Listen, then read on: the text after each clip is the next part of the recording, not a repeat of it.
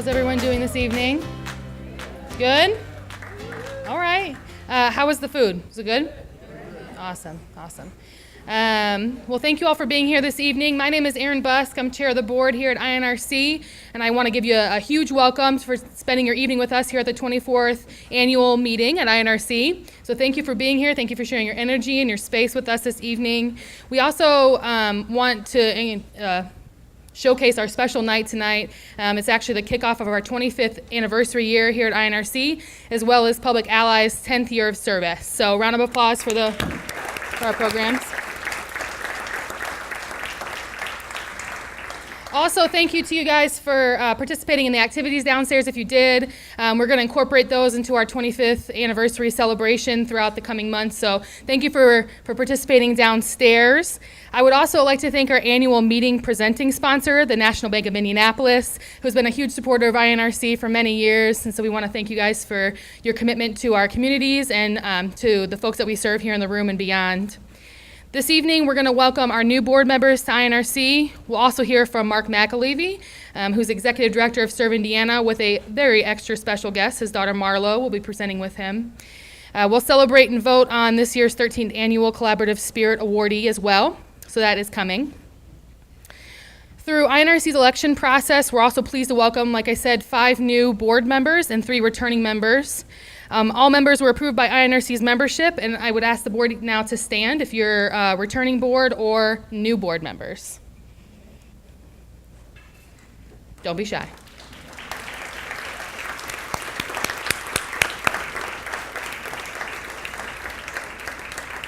Thank you, guys. Our new board members are Daniel Bookheim, Valerie Davis, Tasia Holmes, Beth Riedemann, and Daphne Whitmire.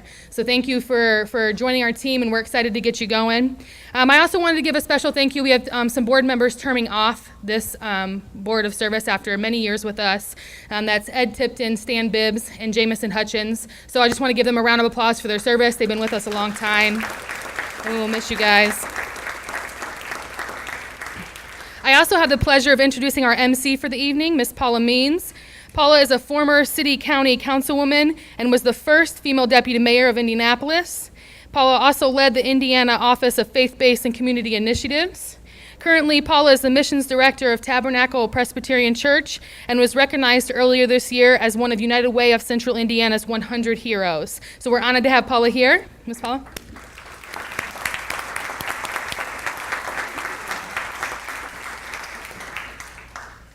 Thank you so much, Erin. It is a pleasure. It is a pleasure to be here this evening because INRC is one of my favorite nonprofits, having been on the board years ago when we were down on, what was that, Illinois and 19th. Yes, that was when there was still a CVS down there, and that's not the case anymore. It is a joy to be here and to see so many familiar faces. First, I saw one of the people I was on the board with at the time, Johnny, and then you always have to say hello to family members. So Brenda McAtee, where are you? There she is. She is the aunt to my husband, and so she's my aunt now, and it's always a pleasure to have family members in the audience. So, without further ado, let me begin our program with the introduction of John Kinman. He is the first vice president and manager of the nonprofit service group for the National Bank of Indianapolis. He will offer a few remarks. John?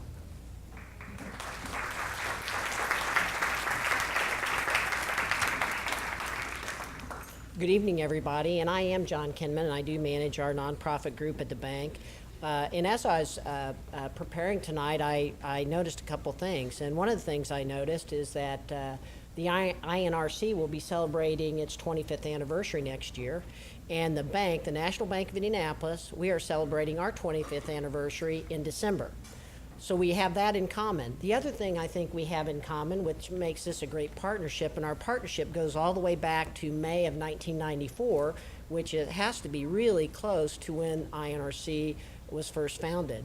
But our common values are collaboration, engagement, talent development, empowerment, inclusion, and diversity.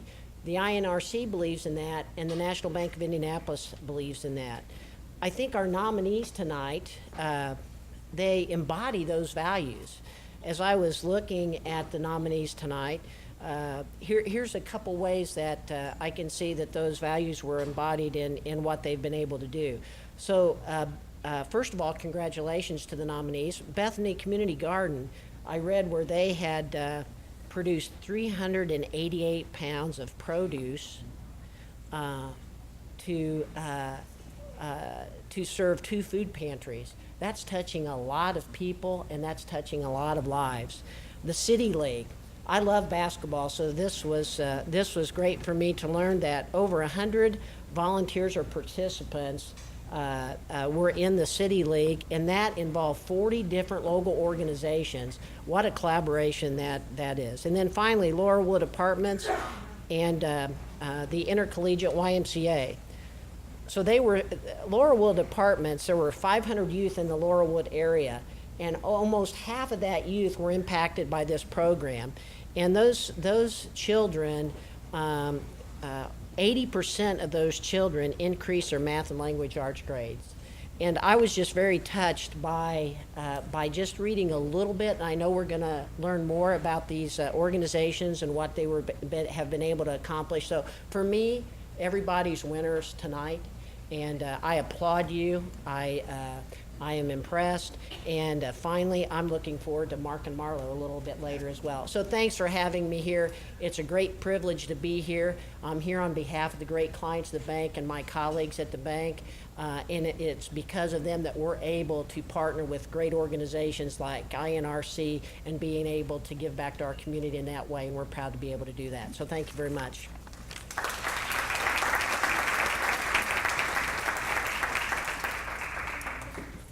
Hi, my name is Ron Dyer, and I'm a board member and also the chair of the Resource Development and Marketing Committee. And I'm pleased to report that the financial position of our organization remains very strong, and that for the 13th consecutive year we received a clean audit, which again speaks to our financial prowess, if you will. I will point out that we have a 2017 impact statement that lists all the highlights of our finance year and the services we provided. You'll see that we've engaged with many more funders, that we've increased our fundraising by 350% over the previous year, and that we welcome a new director of Development and Marketing, Jennifer Coffey. Jennifer, where are you? Oh, there she is. She's a real go-getter, so watch for her. I'd also like to thank our major partners and supporters during 2017. Groups like the Lilly Foundation, Lilly Endowment, United Way of Central Indiana, Corporation for National and Community Service, AmeriCorps, Public Allies, the City of Indianapolis Department of Metropolitan Development, the U.S. Department of Housing and Urban Development, the Nina Mason Pulliam Charitable Trust, Serve Indiana, Starbucks Foundation, PNC Bank, CareSource Foundation, Indiana Housing and Community Development Authority, Marion County Public Health Department, and tonight's sponsor, the National Bank of Indianapolis. Thank you, thank you. And we have over 135 neighborhood organizations and not-for-profits who are members of the INRC and working across our community to improve life for all our residents.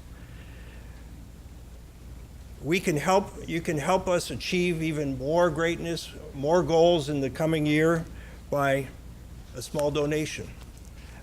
If you can, we have left envelopes on the table, and if everyone can give $25 or whatever you can, it would be a great start to our celebration for our 25th anniversary. I'd like to once again thank all the donors who have supported INRC during the past year. Without you, we couldn't do it. And we appreciate your commitment and moving forward to support. Thank you.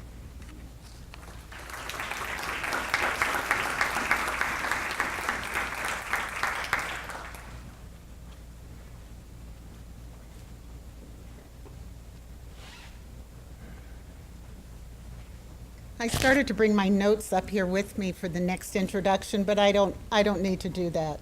It's my pleasure to introduce someone I've known for 25 years. Is it 25? Yeah, 25 years. My goodness, Anne-Marie, we've been around for a while.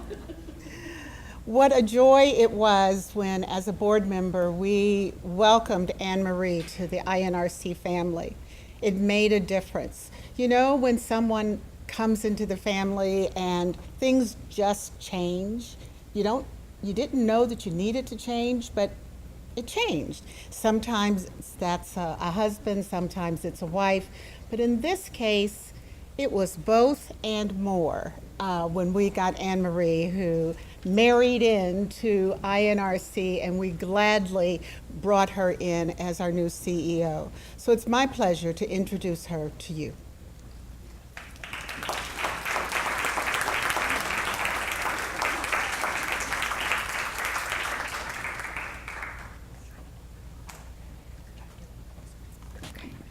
Good evening. Can everybody hear me? All right. Paula, thank you so much. I think about, 11, 12 years ago then, when you were at the Office of Faith-Based and Community Initiatives, and we said, you know, we think we want to bring AmeriCorps Public Allies to Indianapolis. It's interesting, as we all know, the way our lives intersect and weave together like a spider web. I want to, again, thank all of our board members for your service, our outgoing board members, and to our new board members, welcome to the family. I want to be certain to introduce the staff this evening, some who might be running around a little bit, but, excuse me, Olga Mogillon, Sharon Logan. Olga is our program associate and resource coordinator for Public Allies. Sharon is our senior program manager for Public Allies Indianapolis. Vicki Rubio, might be downstairs, is our program director. Over there, thank you. Maury Plambeck is director of education. Thank you, neighborhood development director. Woo.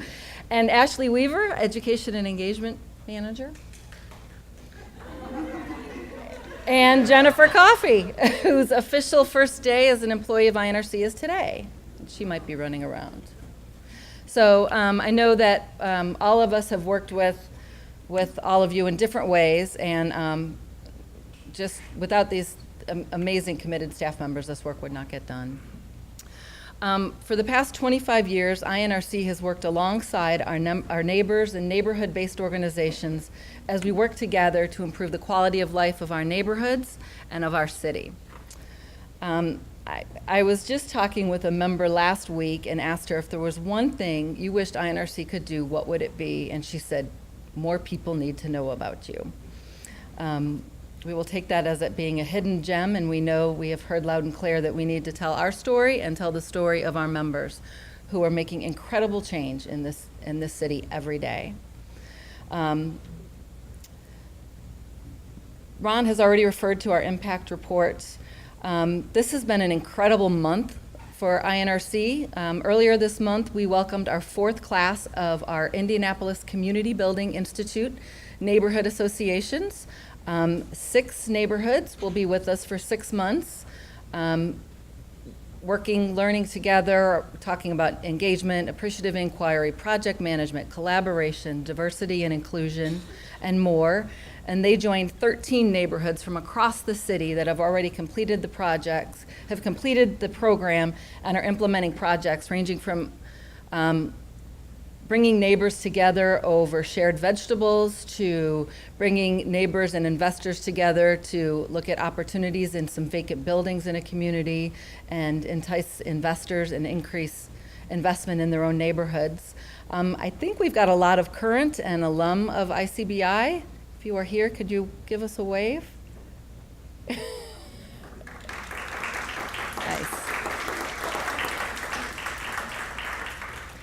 And earlier this month, we welcomed the 10th class of our AmeriCorps Public Allies Indianapolis class. That's 20 members that are working with not-for-profits across the entire city and working with neighborhood associations as well, helping to build capacity so that there are programs and additional volunteers and participants in place long after they complete their 10 months of service.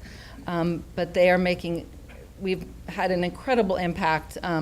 So many folks we talk with say, I know her, I know him. And I think we've got a lot of current and alum of Public Allies in our program, so if we could ask you all to stand very quickly and we can say thank you.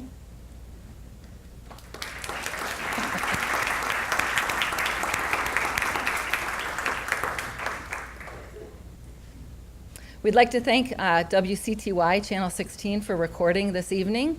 It will be aired, and of course then we can watch the amazing presentations of our finalists and our keynote speakers at later dates as well. I want to remind you again, NAP tax credits are available for if you make a donation to INRC. We are pleased to be offering some state tax credits to donors that give in excess of $100 to INRC this year. And we need to move on with business because we've got a lot of celebrating and inspiring words to hear. So with our priority of celebrating neighborhood-based accomplishments and collaborations, I think Paula is going to get us going with our presentations. Thank you.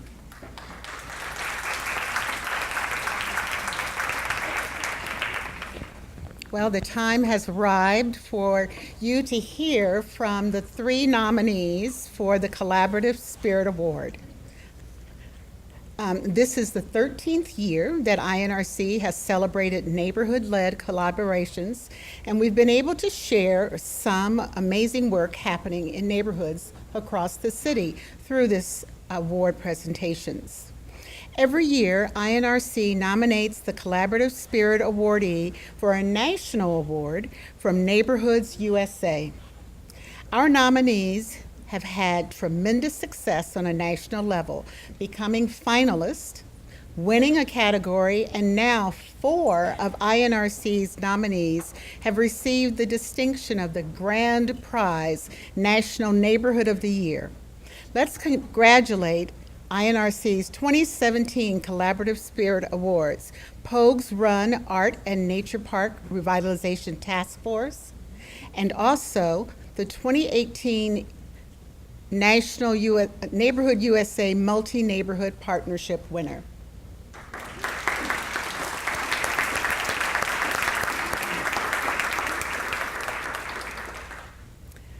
I also want to take this time to thank the review committee, the review team. The committee members were Ryan Clem, Rob Gier, Fritz Fromeyer, and Marisol Govier, and Beth and Tim Barton, representatives from Pogues Run Art and Nature Park Revitalization Task Force. Thank you all for your work. The review committee narrowed the strong nominations received down to 3 finalists. And now you, each and every one of you, will be the judge. So here are some of the guidelines. Everybody listening? Okay. We have 3 finalists for the 2018 Collaborative Spirit Award, and we are asking you to select the winner. There are no write-in ballots.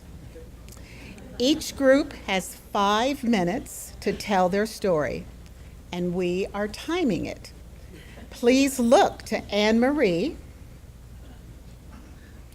who will be holding up time cards when you have 3 minutes, when you have 1 minute, when you have 30 seconds remaining. After that, if you're still talking, she has a cane underneath the table. She's going to pull you right off the stage.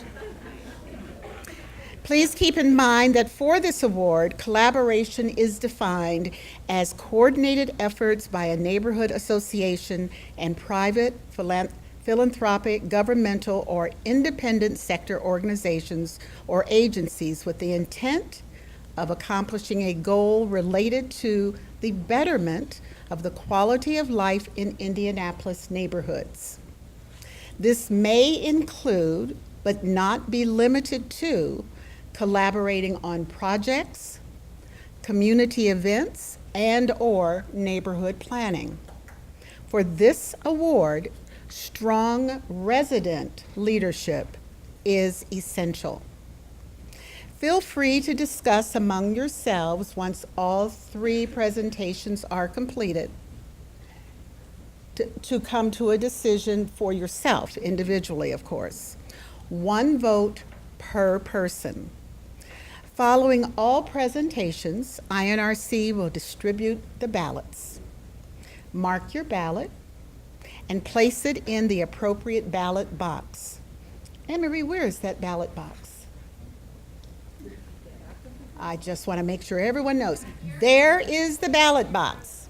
So when you have noted on your ballot which one you think should receive the award as winner, please take it to that box and insert it.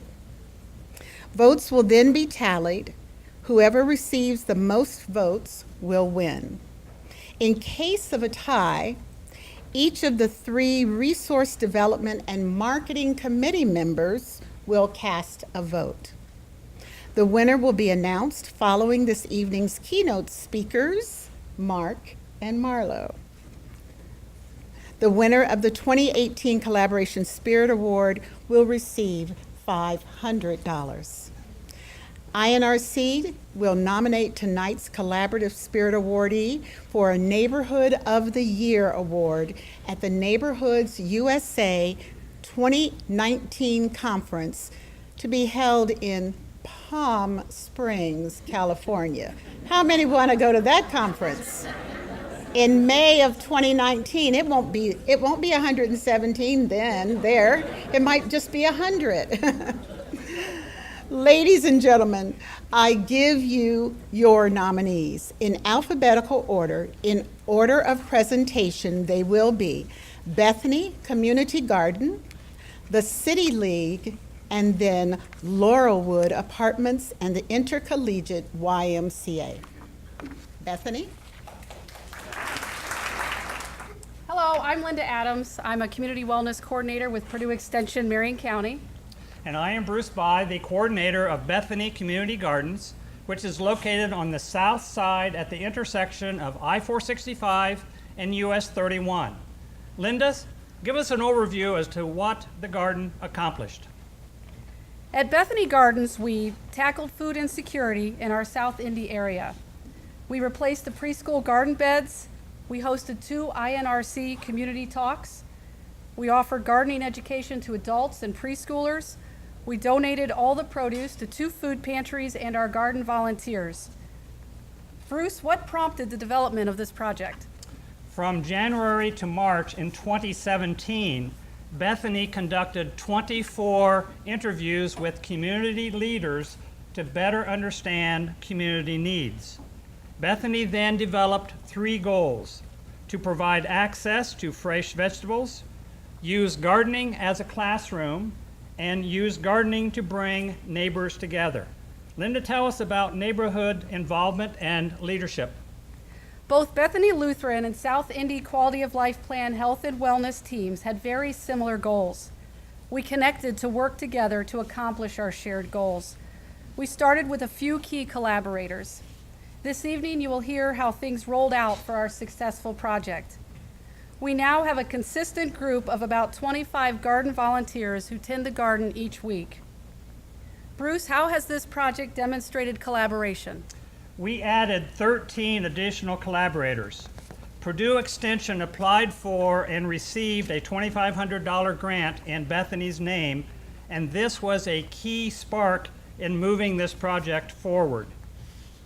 In March and May, we conducted 4 gardening classes, and those were attended by over 100 different individuals. In April, INRC conducted 2 neighborhood meetings at Bethany. INRC designed the communications flyer, and Bethany paid for the printing and the mailing to 3,000 households. 2 student groups built the raised beds. 20 University of Indianapolis students that are public health students, and 10 Beech Grove Community Service students. Phil McCracken donated his time and equipment to prepare the 26 community beds and the 17 individual beds.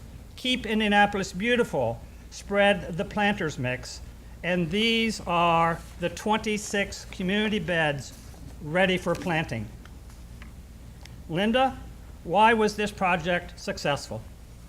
This project was successful because we had broad collaboration, strong leadership of our garden coordinator, Bruce, gardening education in the classroom and in the garden, learning with the master gardeners, regular garden time each week to garden together. Gardening together at the same time was instrumental to building relationships. The garden volunteers have become friends and look forward to seeing each other and working together each week. Bruce, tell us about the ongoing benefits to the community. Through June, we had 330 pounds of produce donated to 2 food pantries. Part of this produce also came from backyard gardeners. We also had the leaders from the 2 food pantries participating and working in our garden. Linda, how will this project be sustained? Going into next season, we will offer additional gardening classes. We will expand the community and individual garden beds. We're going to keep our set time for gardening together. We not only grew produce, we grew friendships, bringing a better quality of life to our South Side neighborhoods. We checked in with our food pantries. Hunger Inc. made a comment, and they interviewed somebody, and they said just to have access to this food and not have to spend some of their limited resources made a difference for her.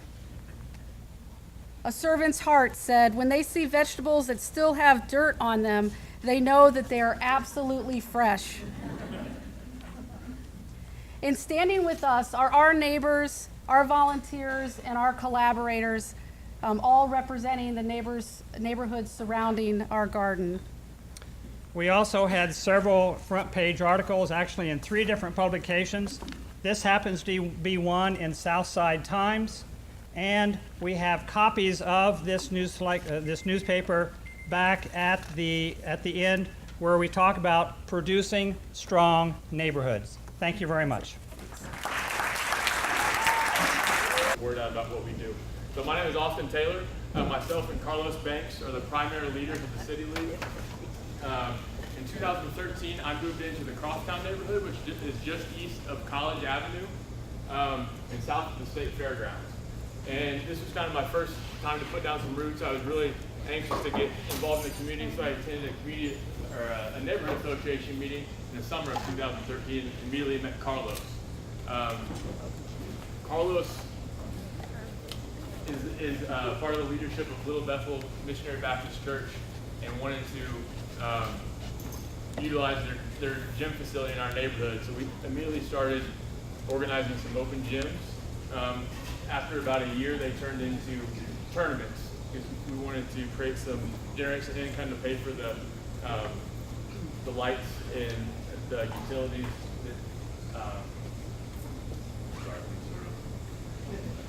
So we wanted to generate some income to pay for the cost of the open gym. On our 3rd tournament, we were putting in a lot of work, and we decided, you know what, if we really want to do this right, we got to get the community involved. And so we had received some earlier funding from LISC through the Quality Life Plan to buy some basketballs, pennies, and scoreboards for the open gym. So we went back to the Quality Life Plan and said, hey, we have a kind of a cool thing going with basketball, but in order to do this right and kind of step up our game, we really want to get the community involved. And we think we have a good thing with basketball here. It's an activity that's kind of a unifier and provides some energy. I know you guys are maybe having some struggles around community engagement and connection.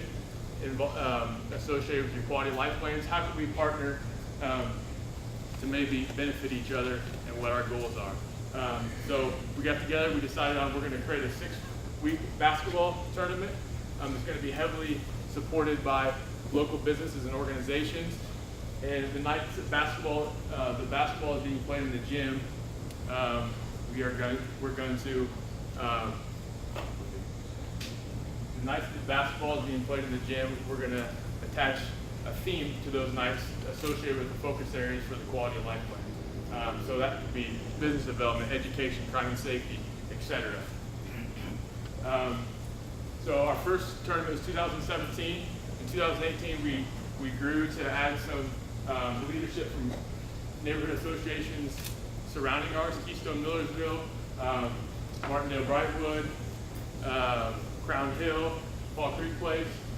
And in 2018, we had 25 business sponsors. These are small businesses, nonprofits, and corporate partners who have, or corporate businesses who have locations in the area. There's 10 organizations that participated in focus nights. 6 community organizations ran and raised money for concessions. And then we had 4 local businesses in Crosstown, which Crosstown's a neighborhood that kind of struggles. There's not too much going on in our community. So to have 4 businesses involved was really big for us. This is just a graphic that shows where our sponsorships came from. This is the Northeast Corridor. This is the Mid-North Quality of Life area. These are so we had 10 team sponsors. PRN Graphics did all our jerseys, and they're here. We want to thank them. Lisk was a big supporter, and Ted's here as well. And then these are some of our other sponsors that didn't get names on jerseys. This is the picture of the gym where our event is held. I mean, I've got some pictures now that just illustrate what the event looks like. This is Indigo. They held a community meeting to talk about the red and purple line and how that's going to change transportation in the area coming up in the next year. This is Darren Boyd has been with us from the beginning. He started off in an open gym, played in the tournaments, and now he is a team owner. His business, Diversity Lawn Care, Darren is here. And he actually tore his ACL, could not participate, so he ran the scores table for the whole tournament. This is education night. The library is there, a bunch of different people. Kitchen community talking with an IPS administrator about getting a learning garden in their school. This is Lift's team. This is the team I played on, getting our butts whooped. Little Bethel Crosstown Community Center Board of Directors meeting. I know I'm running out of time. I want to tell one story real quick. Terrell. There's a kid named Terrell in my neighborhood. I'd seen him around, but hadn't really met him. He was about 11 or 12 years old. And I caught him, came inside my gate, turned on my hose, and was spraying his friends. And I told him, I came out and told him, Terrell, you can't be in my yard when I'm not here spraying people with my hose. Obviously, it didn't register. I caught him doing it again. This was last summer, the summer of 2017. I didn't really see Terrell. When I kind of talked to Terrell, he'd give me eye contact, but he would never, let me finish.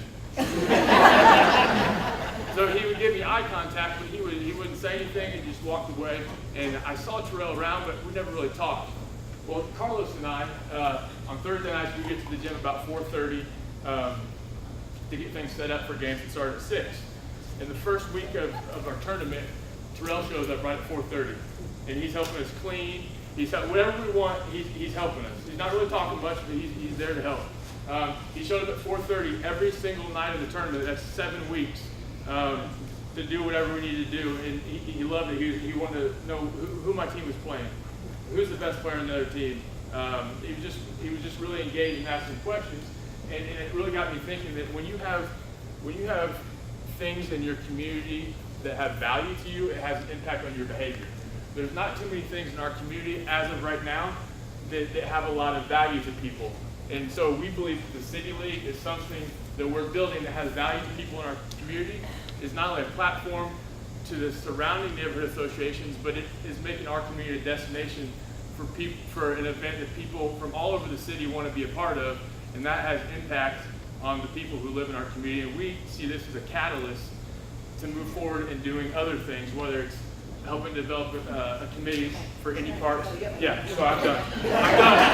Go for it, too.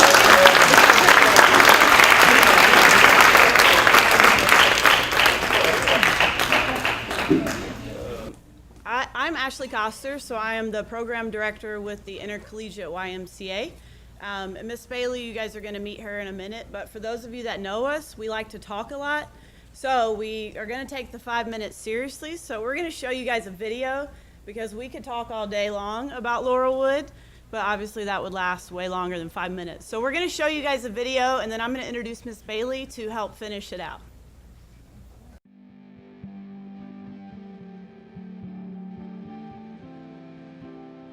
If you talk to anyone that lives in Laurelwood and that has been here for a long time, they'll tell you that Laurelwood used to be one of the roughest neighborhoods in Indianapolis. When we first started the program here, they wouldn't deliver pizza just because of the high crime rates, and kids were just getting in trouble and not having anything to do after schools. So Laurelwood is a low-income neighborhood on the south side of Indianapolis. It has about 160 units. So we serve anywhere from about 30 to 50 kids on a daily basis. We are here Monday through Friday from 4 to 6:30 p.m. and we provide a free snack, a free dinner for the kids. We provide homework help and tutoring. We provide different fun activities for the kids and just an overall safe place for them to be. One of the great things about our college students that run the program is that we're teaching the kids that if they want to go to college, that it's an attainable goal.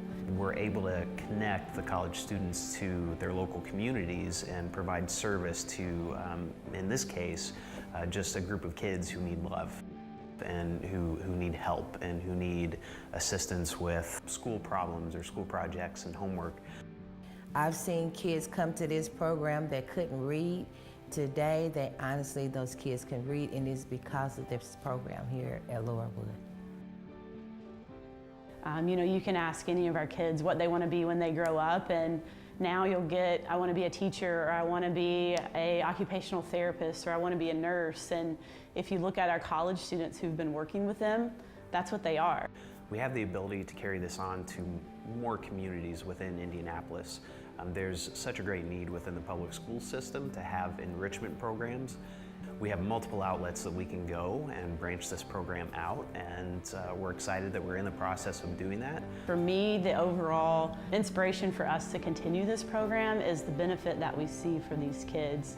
And you know, once you see their smiles and once you hear their stories and see what they've overcome and what they're looking forward to, I think that is what makes this program so impactful.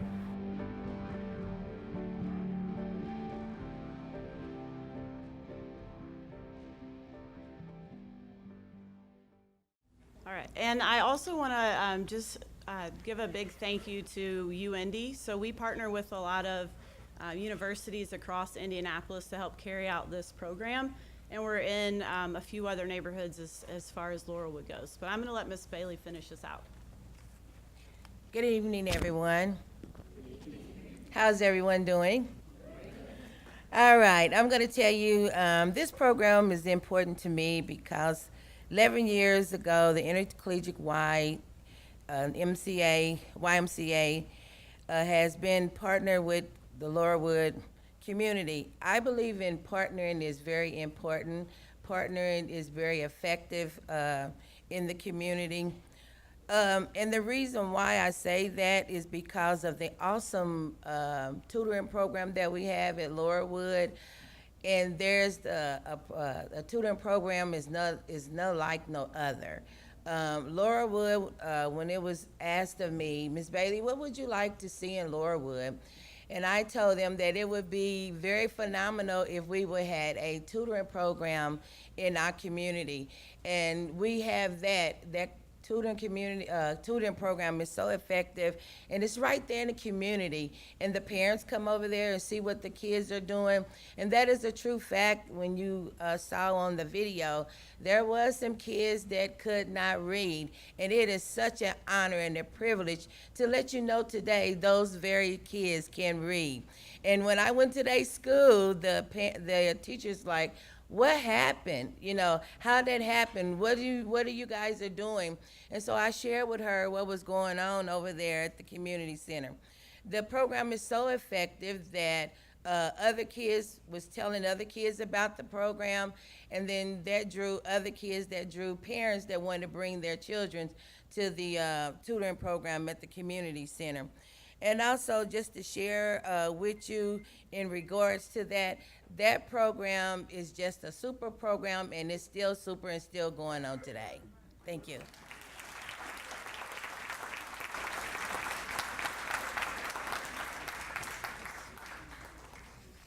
Wow. I'm glad I'm not voting tonight because I don't know how you're going to decide. So we're now going to distribute the ballots, and you will have 5 minutes to choose the one you believe should be the winner. Please do so by writing the name of the organization on your ballot and placing it in one of the boxes. And yes, once again, we're going to have a timer going. I've got it. So everyone who wanted to vote, I trust, did vote. The polls are now closed, and the volunteers will take the ballots to the committee to count. I now have the honor of introducing tonight's key speaker, Mark McAlevey, who is the Executive Director of Serve Indiana, and his daughter, Marlo. What's really great about this is Mark has the job I had before I left to go to Washington, D.C. So it's good to see you and to see the program serving all of the state of Indiana with AmeriCorps is continuing. Mark is known for often quoting the African proverb, "When spider webs unite, they can tie up a lion." This sense of collaboration and service has driven his work of nearly 2 decades as a community and organizational leader. Prior to joining Serve Indiana as their executive director, Mark served as the founding executive director of Playworks Indiana, and prior to that, the founding executive director of Public Allies Indianapolis at the Indianapolis Neighborhood Resource Center, where he also served as the evaluation and documentation manager. McAlevey founded the Zawadi Exchange, an asset-based community development organization in Indianapolis's Mapleton-Fall Creek neighborhood. Mark formerly served as chair of the board of directors for Broadway United Methodist Church, member of the board of directors of Mapleton-Fall Creek Community Development Corp., member of the board of visitors at Marian University, School of Education at the School of Education at Marian University, and the Indiana University School of Social Work Alumni Association Board of Directors. He is busy. He currently serves as board president for the Crooked Creek Community Development Corporation's Board of Directors, board member for the Tamerlane Farm Animal Sanctuary in New Jersey, as well as secretary of the Board of Directors for the Indiana After School Network. Mark has provided keynote addresses for numerous gatherings, authored articles, and book chapters, and routinely presents at conferences and symposiums. He has a Bachelor of Arts degree in philosophy from Indiana University, as well as a Master of Social Work degree from the Indiana University School of Social Work, where he is an adjunct professor. Mark lives near downtown Indianapolis with his wife and 2 young children, where they love to run, play baseball, sing, and dance after dinner. Marlo became a ballet dancer at the age of 3 under the auspices of the Indy Parks dance program at the world-renowned Broad Ripple Park. She currently dances with Dance Kaleidoscope Kids, where she studies ballet and jazz, and premiered on the professional stage during the intermission of Dance Kaleidoscope's Winter 2017 performance. Marlo also fine-tunes her characters as Charlie in Charlie and the Chocolate Factory, Clover Girl, Wild Thing, and others at various other performances. Marlo has created several pop-up dances and drama performances in the McLevy dining room. No, living room. Well, both rooms. A variety of public spaces, and most recently in the alley between Delaware Street and Washington Boulevard, just north of 29th Street. When not pursuing, we need to hear more about that. When not pursuing these passions, she loves exploring a variety of vegetarian cuisine, is a die-hard Beatles fan, and a dedicated third grader at IPS Center for Inquiry number 70. Through all of these gifts and talents, Marlo loves to build community with the people around her. Please join me in welcoming Mark and Marlo.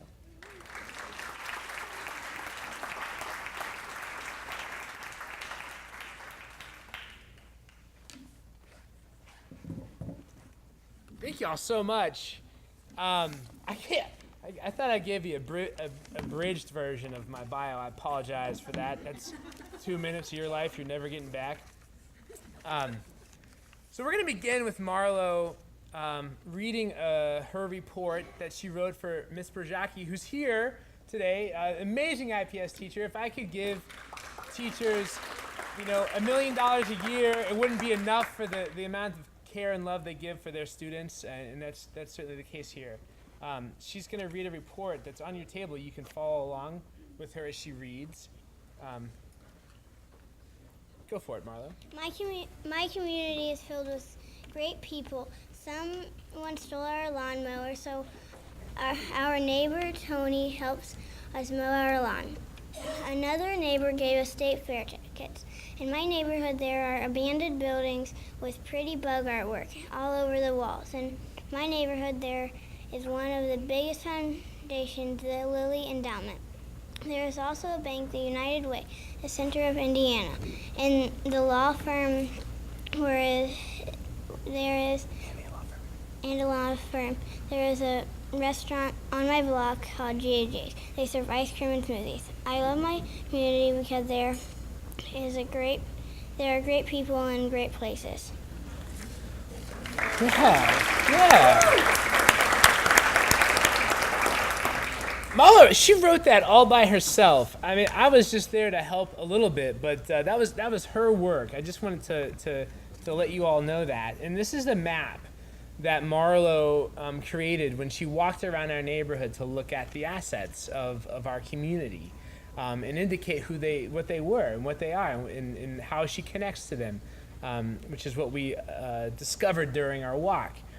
Marlo, what did you learn during that walk when we did an asset inventory of the neighborhood? When we were walking, I saw people sitting on their front porches with the doors open. And it was a really hot day, and my dad told me a long time ago nobody had air conditioning, and people would come together and talk and make friends and make a big community. And when they did have air conditioning, they started to not be friends, and the community got smaller. Yeah, they didn't have to hang out on their porches anymore, right? Because they had their air conditioning, so they didn't know each other. And we saw that during our walk. What else did we see? We saw abandoned buildings with beautiful artwork. It's like they took something that hasn't been used into something beautiful. Yeah.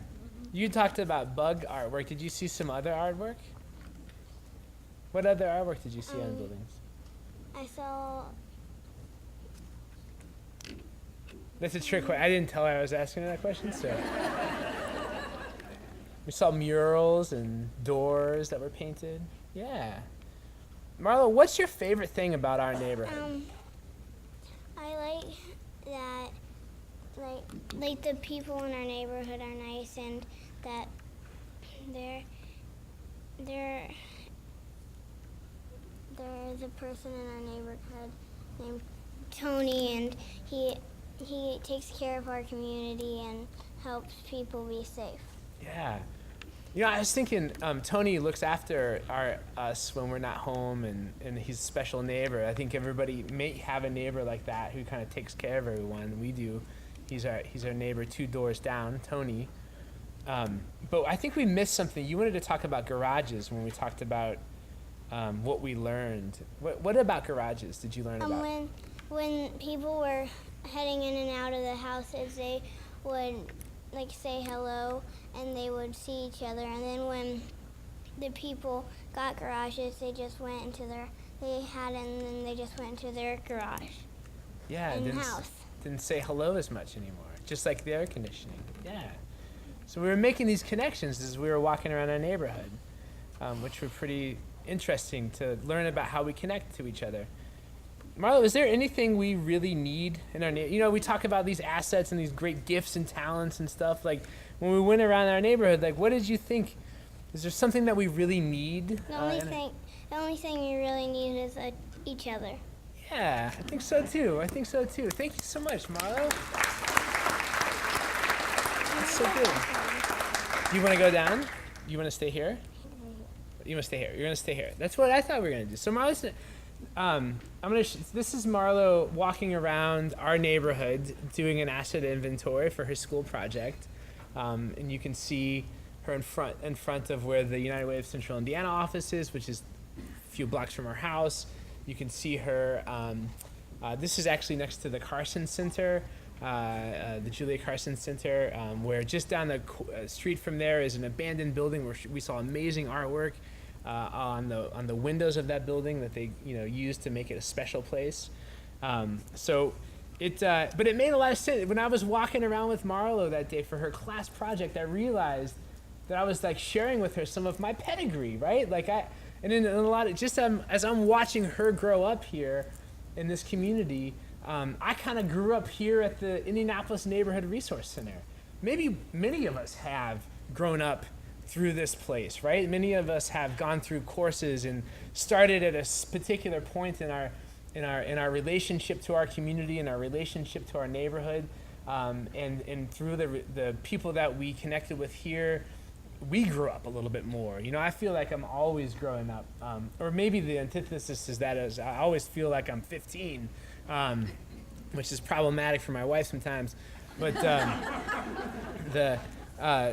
there's always room for us to grow, and I got I drank the liquor of asset-based community development. That tainted the whole way that I saw my world. And I think Marlo and my son Max and I know my wife Karen have all kind of drank that liquor too. We not that they're drinking liquor. It's an awful analogy when you're talking about your kids, but we once you start seeing the world for having lots of things to offer, and you stop seeing the world for being needy and deficient, like things change, and things start to get real. And the Indianapolis Neighborhood Resource Center magnifies that and amplifies it, right? When I started working here a long time ago, over 10 years ago, I had hair, and I had been doing asset-based community development, but it gave me an opportunity as a staff member of this place to help other people see that. To just, it wasn't even help, it was just kind of like put this big, amazing buffet on the table and say, like, look at what you're missing, when you are looking at the needs and the deficiencies in your community. And isn't it true that there's absolutely nothing we can do about those things? But there's so much that we can do when we look at our gifts and talents. And I'm speaking to the choir. How many folks here have been through the Community Building Institute here at INRC? Yeah, it's a good number. We should clap it up for them. That's significant. So y'all know what I'm talking about when I'm talking about focusing on assets and focusing on our fullness. And you all have stories just like I do of what happens when you start talking with your neighbors about what they have to offer instead of talking to your neighbors about how bad things are and how much inertia you get when you do that. Right, Marlo? We feel that inertia sometimes, right? And I started to notice something, though, like as I started doing more and more work with the Indianapolis Neighborhood Resource Center, that was really interesting. In that I met a lot of folks who were doing this work. Maybe some of them were paid, maybe some of them were doing it just because they cared about their community and they were volunteering, they were serving their neighborhood by understanding what was all at the table and how we could make connections to build and strengthen our communities. I started noticing that, stuff kind of took over, right? Like in fact, community organizers and neighborhood builders, we have a hard time taking care of ourselves sometimes, right? We are so focused on building up the people around us that oftentimes we forget about building up the gifts and talents in our own persons, right? In our own lives, if that makes sense. So here's a little interesting story. In 1986, was the youngest kid in the history of Weight Watchers to enroll in Weight Watchers. My parents were, kind of trained in the medical model, and I was getting to be obese. And this took a turn, didn't it? Where's he going with this? So, and just bear with me. So they thought, well, we got to do something about this. So they enrolled me into Weight Watchers, which in the 1980s was like growing in popularity as quickly as Tab soda was growing in popularity. And it was like, oh, something's wrong with Mark. He's gaining weight and we don't know why. And so we got to fix that. Let's get him into this program. And you know what happened when I went to Weight Watchers? It didn't work. Crazy. So there was another program at a hospital that was run by doctors at a really well-known children's hospital in downtown Indianapolis. And they had a clinical approach to helping kids who were struggling with obesity. And so they said, let's get them into that program. Maybe they can help. So I got into this clinical program to help kids. I was in it with other kids like me, and they were going to fix me. And guess what happened? It didn't work. Like, I went in, and it's like I remember being a kid and being like, going to these different interventions, and they're like, what you need to do is you need to focus on your diet, and you got to focus on your exercise. And I'm like, oh, that's so simple. Like, why? But it's not working. Why? So I need to eat a better diet and focus and be more active, right? And that wasn't working. And it seemed so simple. And the whole time I'm like, what's wrong with me? So I kept on getting these messages, like reinforced, like something is wrong with me. I ended up going. So nothing was working. I ended up going to Weight Watchers camp eventually, like when I was about 11. In northern Wisconsin, middle of Wisconsin. They had these camps all over the place, and I went there again to like get better. Like I thought, I was gonna lose weight, and they, you go to a camp, you think they're gonna control everything, right? They're gonna give me all the food that I need to eat. They're gonna push me to run and to be active and all this stuff. And I'll lose weight while I'm there and learn how to take that back home with me. So I go, and the first thing they say, they line us all up, and they're like, the reason why you're here is because you have a problem with your diet and your exercise. And I'm like, holy shit. Pardon my French. Like, I've heard that. Maybe you guys can hire me, and I'll tell everybody at this camp that. And but the thing is, we found out it just broke us down even more. So we found out ways to like sneak into town and buy goodies from the convenience store, and we would have like crap food parties back at camp when the counselors went around, and we'd eat all the foods that we wanted to eat, and that was the best part of Weight Watchers camp, right? That was the best part. And we would drink the Hubba Bubba soda. It was soda that tasted like bubble gum. Right? Like, if that doesn't incite diabetes, I don't know what will.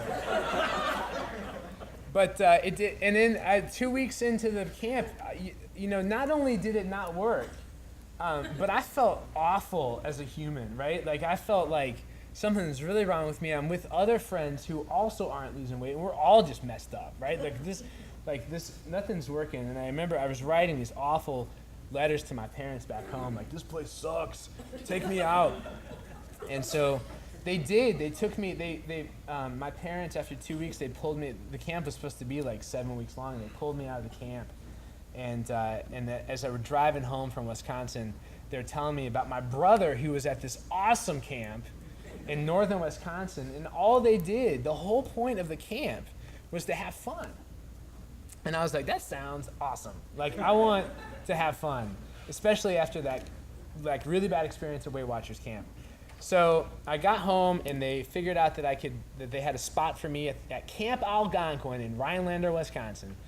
And the next day, after we did some laundry, we got into a car and we drove up to Camp Algonquin so I could spend the rest of my summer with my brother. And I went and I had the most amazing time. And the thing about Camp Algonquin is they didn't talk about asset-based community development at all. It was around then. I'm not that old, but we didn't talk about it. It wasn't we talked about things like inclusion, and we talked about things like, you don't talk about the label that you have at home. You talk about the label that you want to have at camp. That's how we were known at Camp Algonquin, by who we wanted to be known as. So we didn't bring the crap that we had at home. Like, I wasn't the fat kid at camp, right? I was Mark. And there were a lot of kids there who had learning differences and were in special education programs, and they weren't known as the kid with dyslexia or the kid with ADHD. They were known as like Kevin and Bugs, right? And it was we had so much fun. We had so much fun.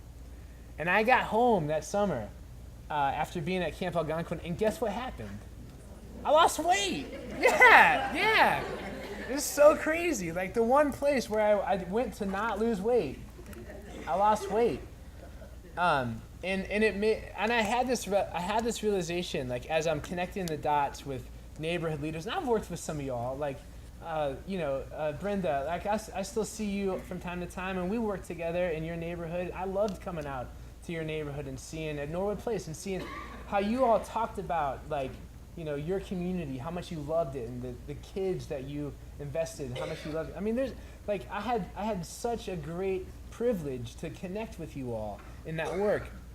And it made me realize that, like, we are so much more than the labels that we give ourselves. And that we have this opportunity to really invest in ourselves as organizers, as leaders, as people who are doing amazing things in the world. And we don't talk about that enough. So, and I also recognize, like, in our neighborhoods, there are things that we just need to do away with, right? Like, if there is a social service agency in your neighborhood that talks smack about the people that come in their doors, that say, like, oh, you have needs and deficiencies, and here's your label, and here's your label, and here's your label. Like, we need to work around those places and build up their labels, right?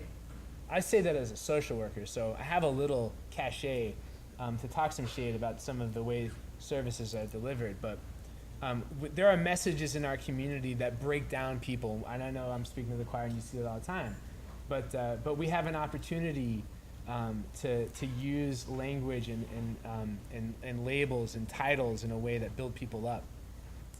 And what I learned from my experience at camp and reflecting on my time at the Indianapolis Neighborhood Resource Center, and working with the public allies who are just everywhere now leading things in the most amazing ways, I learned that there is this cycle of awesome. This is what I experienced at camp, and it's what I think we do really as leaders in neighborhoods. And it goes like this: like, we as neighborhood leaders, as organizers, as people who are influencing something in our lives, we find and gravitate towards structures that amplify our awesomeness. Like, we have to do that, right? We do that for other people. We have to do that for ourselves. And once we amplify that awesomeness in ourselves, then we form a belief in our awesomeness. Like, it starts to infuse the way that we think about ourselves, right? So it's not just like, I'm going to build community But I got my own baggage, and it's a good thing I'm helping these other people because I'm, you know, because I have like a lot of deficiencies. But we got to come from that place where we understand that we have our own awesomeness.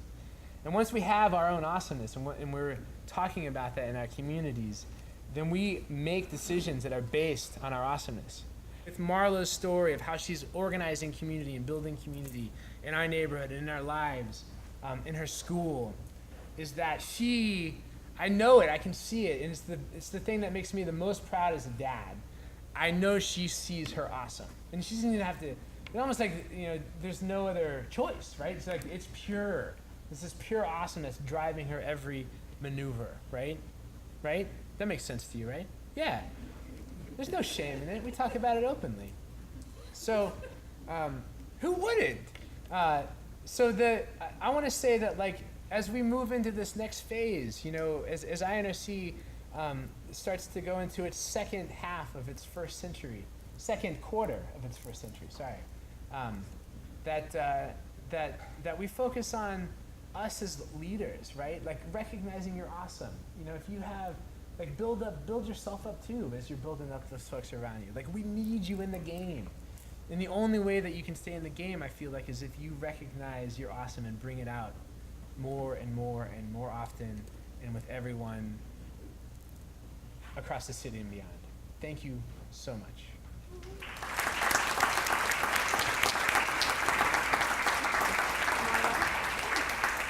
Don't go anywhere.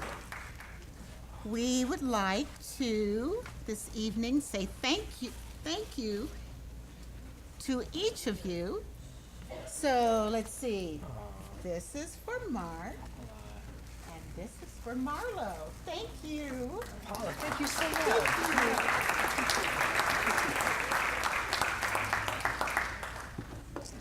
Well, you know what time it is now.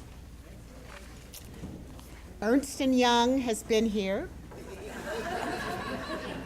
and they have delivered the answer right here. It's not the Ernst & Young that made the mistake at the Oscars 2 years ago, okay? There's a different Ernst & Young, okay? So would you like to know what's in the envelope? At this time, I am very pleased to present the Collaborative Spirit Award to, it's the 2018 Collaborative Spirit Award, to Laurelwood Apartments and Intercollegiate YMCA.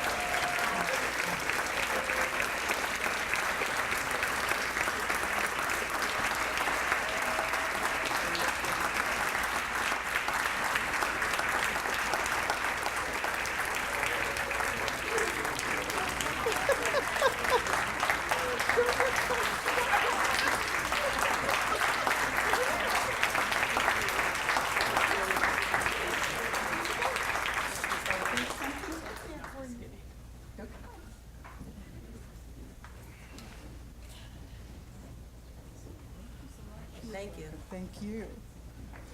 All right. We have one last thing. Oh, don't run off. Don't run off. I think there's something down here for you. Ooh, I should have picked up the other bag. Paula is one of the great community builders of our city for a long time, and I won't say how long. Thank you. You're welcome. Thank you. But we want to thank you with this gift for tonight as our MC, and people, give her a hand. But also for just years of wonderful support for INRC. Thank you very much. Thank you very much. Well, my name is Mike Bowling. I'm Vice President-elect, I think, of the Board of Directors here, and a longtime supporter of INRC. Congratulations to our Collaborative Spirit Award folks one more time. Thank you. And certainly for all the finalists, and we want to say to all of you finalists as well as the winner, please stick around so we can have some pictures made, and you will be entered into the Neighborhoods USA event in some place. What? Okay. So some town that Paula was highlighting, I don't know, some place that we would all love to go. Let me real quick say, last week, and then the week before in our neighborhood, we had mayors from all over the city come in, all over the state, come in and do a one-day event around issues related to climate change. And then last week, Wednesday and Thursday, we had the U.S. Department of Education come, and they came specifically to our neighborhood on the Near East Side, which I'm very proud to represent, to learn how our neighborhood paired community building and community organizing with public education, support for public education. And I thought, man, that's an incredible honor. And so I was asked to do a little history of our neighborhood's community organizing. And so I'm going through old files because I'm an old guy, you know, and I see, well, back in 2005, it kind of really got its jump start. There was this collaborative task force. And lo and behold, the note keeper for the collaborative task force on the Near East Side was Josh Bowling from INRC, which, you know, I was very proud that my son was doing that work at that time. And then it just rolled from there. From collaborative task force, we said, hey, there's this thing called the Great Indy Neighborhoods Initiative, and INRC was a key player in that very successful event that resulted in lots of quality of life plans, and our neighborhood's quality of life plan became adopted by the Super Bowl host committee as the Super Bowl Legacy Project.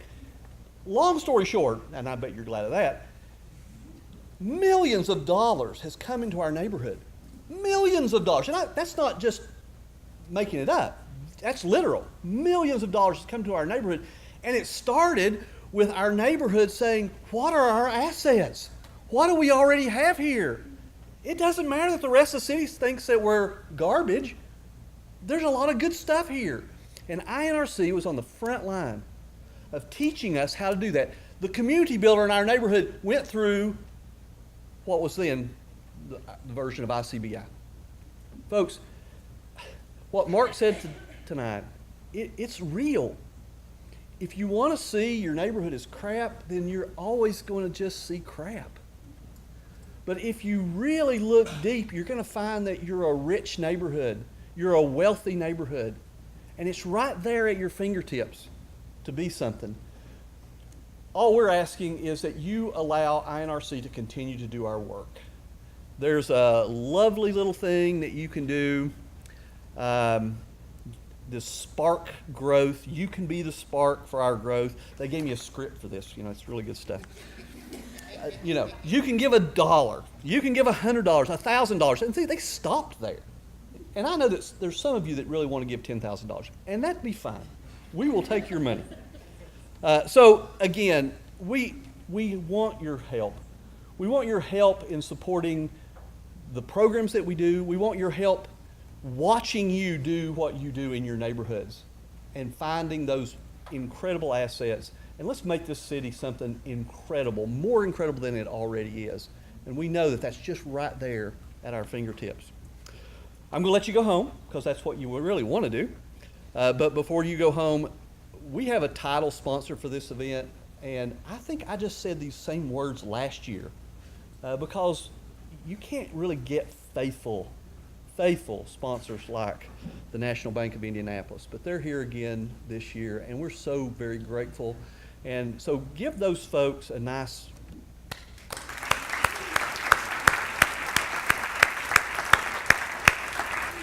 So, pictures, everyone that needs to have your picture made. Be safe going home. We'll see you back here next year for this event and a bunch of times in between as you do the kind of stuff that you do in your neighborhoods. Okay, good night, folks.